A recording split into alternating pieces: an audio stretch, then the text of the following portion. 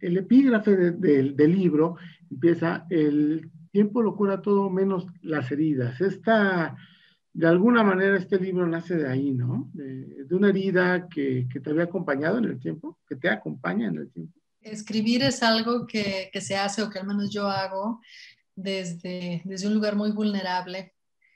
Sin esa vulnerabilidad creo que sería muy difícil ir escarbando y producir escritura. Entonces, ciertamente el libro, este es el epígrafe del primer capítulo, no de todo el libro, Bueno, sí, ¿no? sí, sí, bueno, el primer capítulo. Pero, pero estas palabras de Chris Marker me llamaron mucho, porque el dicho usualmente es que el tiempo lo cura todo, ¿no?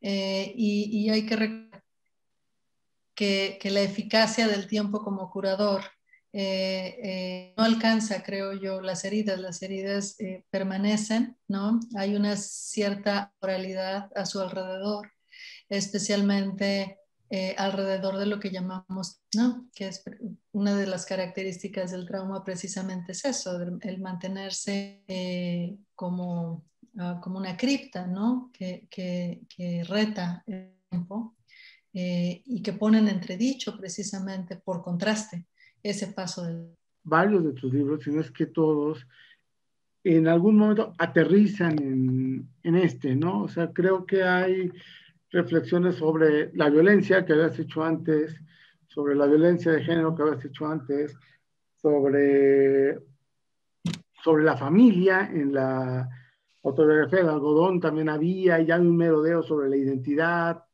En fin, como que siento que cada vez te ibas acercando más. ¿En qué momento decides o sientes que es tiempo de escribir El Invencible Verano del...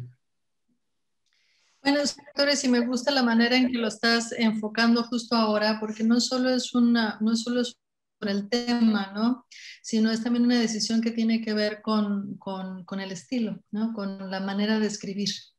Este libro es un libro de no ficción, pero combinado con pasajes de ficción, donde he usado lo que ejercicio antes, que es el trabajo con el archivo institucional, el archivo personal inacabado, la producción de un archivo alternativo, es decir, todas ese tipo de decisiones que han estado en juego desde el inicio de mis publicaciones con Nadie me verá, y más recientemente, digo, se nota más en estos dos, Nadie me verá llorar y Autobiografía del algodón, pero la noción del trabajo con los materiales y de una escritura desapropiativa o comunalista es algo pues, que he tratado de manera teórica en algunos otros libros también. Entonces, creo que sin esa estructura habría difícil aquilatar el valor del archivo de Liliana, de mi hermana, cuando finalmente pude abrir las cajas de sus pertenencias y me topé con este minucioso registro de su vida. Tuve que detenerme ahí y decir, esta es la escritura con lo que quiero escribir este libro. Esta es mi coautoría. Estos son los materiales a los que tengo que seguir hasta donde me lleven. Y creo que por eso ahora escribir ese libro que había intentado hacer antes y que había fracasado siempre, ¿no? Y en ese sentido, cada uno de los libros anteriores ha estado marcando la posibilidad de existencia de este. ¿Qué eran antes de la escritura del libro esas cajas? ¿Qué representaban antes de que decidieras abrirlas? Este ha sido como el libro, pues una experiencia traumática, y como tal, pues es una experiencia que ha sido muy difícil poner en palabras, que es el trauma usualmente te desarrolla, y lo que hace el lenguaje es rearticularte, ¿no? Es intentar poner estas piezas narrativas en conjunto. Te lo digo sumariamente, así en resumen, uno va creciendo y vas pensando más en la mortalidad, te quedan muy claras las misiones y con la pandemia también quedó muy clara que no tenemos todo el tiempo del mundo. Entonces hubo una urgencia muy palpable para mí de que no quedaba mucho tiempo, de que quién sabe si iba a sobrevivir la siguiente semana, ¿no? Y que esta era una tarea que me había que he considerado desde siempre una tarea mía y que no podía ya esperar más. Y además no sabía si estaba lista para hacer esto, pero en el 2019 estuve en los semilleros zapatistas, y hay algo de esa energía y de esa... hay una cosa muy poderosa acerca de ver otro mundo y de ver otro futuro, que estando ahí, que platicando con mi amigo John Gibler, el periodista, le pedí que si no se echaba un clavado en la hemeroteca y buscaba qué había, era algo que yo podía ver o no podía ver.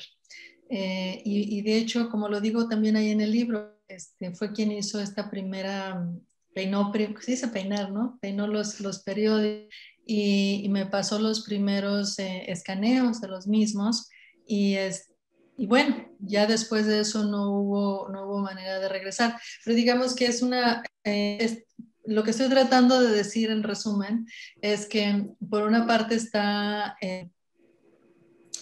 la conciencia de que era una misión que tenía que hacer a partir de la pandemia y por otra parte el haber estado en un contexto como es el contexto zapatista, ¿no? Con la sensación muy vívida, otro mundo es posible, que fue como pensar, ya es posible y en ese mundo cabe la justicia para mi hermana, en ese mundo también es real y esto lo tengo que llevar ahí.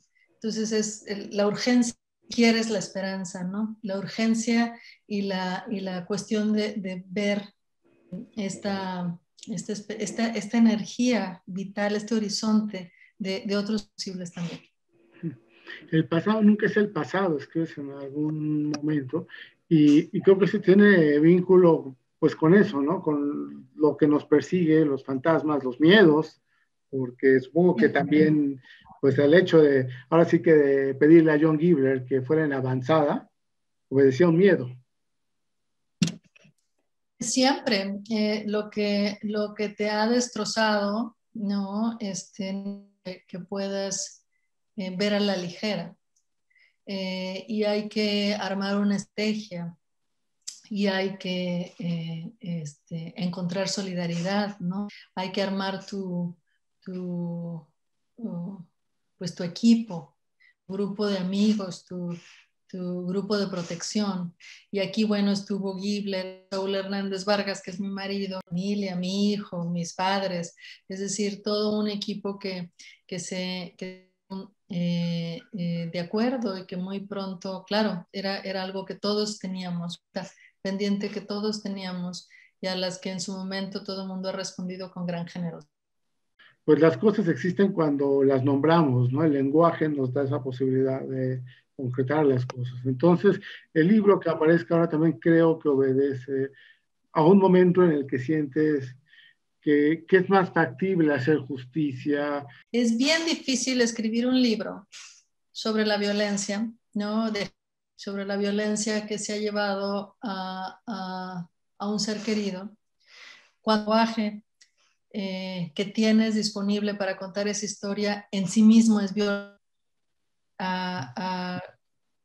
contra las mujeres especialmente. Es bien, y esa es la gran tarea, creo yo, en términos de las decisiones de editora, ¿no? Subvertir, hacer que el lenguaje patriarcal diga otras cosas, rodearlo, dinamitarlo en otros momentos, cercarlo, ¿no? Para que deje de hacer lo que ese lenguaje hace, que históricamente ha sido culpar a la víctima y exonerar al depredador, con mañas, con eufemismos, con obviedades, con estereotipos. Entonces yo creo y lo he repetido varias veces porque realmente las luchas feministas de antaño, ¿no? Hay una larga historia del feminismo en México, al menos desde 1916, con el primer congreso feminista que se dio en Yucatán, y también con las movilizaciones de mujeres feministas, que han ido produciendo un lenguaje claro, suficientemente preciso, para contar estas historias de la manera más compleja posible. de la manera sin estereotipos, sin blancos, sin negros, ¿no? Sin recurrir a eufemismos, y nombrando la injusticia con todas sus palabras. Entonces yo creo que eso también me había detenido a mí, o había sido un obstáculo muy grande en mis los anteriores de escribir el libro, y es la gran diferencia de ahora. Para mí me importaba mucho contar su vida, ¿no? Que la vida fuera la gran estrella de este libro, porque Liliana era una chica de 20 años como lo fui yo. Te iba a decir como tú, pero bueno, tú fuiste un chico de 20 años. Pero como lo han sido tantas y como lo son tantas ahora. Es decir, la única diferencia, lo digo muy claramente en el libro, entre Liliana y yo fue que yo no me topé con un asesino, ¿no? Y ella, por desgracia, se topó con un asesino. En todo caso, o sea, mi reclamo aquí es que no hay que patologizar a las familias, ¿no? Que hay un deseo de libertad, sí, y lo vemos en su elección de las canciones, lo vemos en reconocer a los enemigos, ¿no? Esta lucha de gigantes de Nacha Pop que le gustaba tanto a Liliana, y este Fast Car de Tracy Chapman que llamaba por dejar un medio opresivo detrás y buscar la propia libertad, ¿no? Yo creo que hay un leitmotiv en Liliana, y debo decir que yo lo compartía y lo sigo compartiendo hasta la fecha, ¿no? De encontrar un espacio propio, de construir una escena propia donde podamos ser plenamente lo que somos. Y ahí está, dicho de muchas maneras a lo largo de su vida, en las acciones e incluso en sus elecciones musicales también. Porque incluso a pesar de que es una historia triste, a pesar de eso, hay algo en el hecho de que lo pudieras escribir, que lo pudieras articular, que lo pudieras compartir, hay algo de luminosidad. Y es un poco lo que te decía, esta cuestión de articular a través del lenguaje y darle forma. Yo creo que sí, y era mi intención, ¿sabes? Primero porque la Liliana que yo recuerdo y la que me entregan sus amigos y familiares en sus testimonios es una Liliana luminosa, ¿no? Hay muchas cosas que confirman a la Liliana que yo conocí mientras iba revisando el archivo y hablando con los amigos, y hay muchas cosas nuevas, ¿no? Yo sabía, por ejemplo, que Liliana y yo teníamos rutinas nos divertía mucho criticarlo todo. Juntas éramos de una lengua viperina terrible, terriblemente deliciosa, diría yo ahora. Pero enterarme, por ejemplo, yo pensé que era algo que solo hacíamos ella y yo juntas. Evidentemente me entero que no, que su sentido del humor era legendario, que su ironía, cuando un amigo la llamó cábula, que es una palabra que me gusta mucho, dije yo la tengo que escribir ahí. Sí, yo quería rescatar eso también. Es decir, estas no son mujeres que están destinadas a terminar así.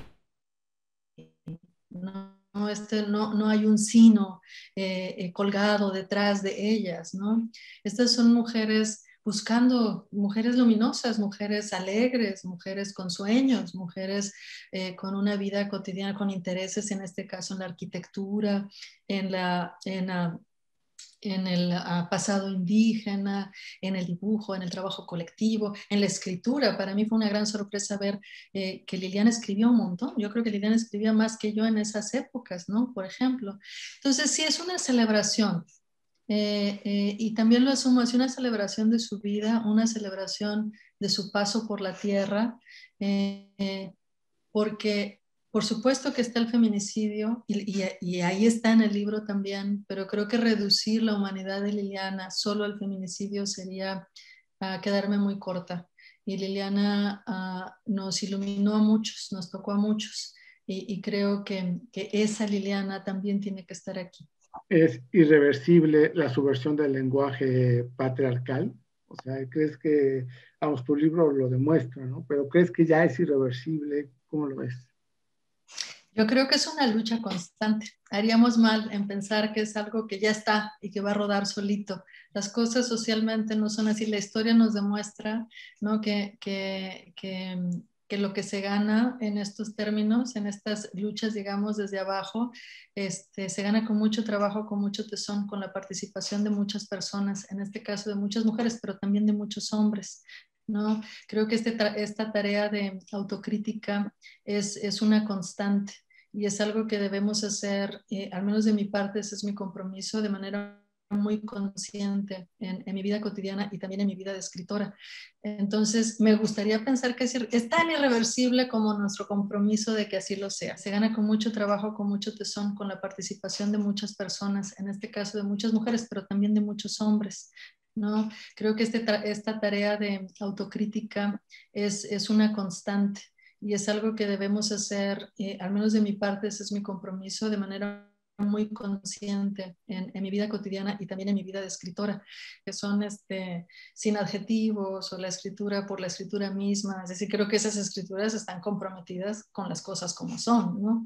O sea, tienen su compromiso y su adjetivo, que quiere decir que les parece muy bien que las cosas sigan como están. Y yo no creo eso, yo creo que, y de hecho por eso gran parte de lo que escribo, ¿no? Y gran parte de lo que han llamado mi experimentalismo. Si lo quieres ver así, pues ha sido mi manera de estar constantemente subvirtiendo un lenguaje que, que, que como está, ¿no? Está diseñado para culpar a víctimas y para exonerar a responsables. Entonces hay que hacerle cosas, hay que evadirlo, hay que darle la vuelta, hay que jalarle las orejas, hay que hacer muchas cosas para que ese lenguaje esté también con nosotros en esta crítica radical de nuestro día a día.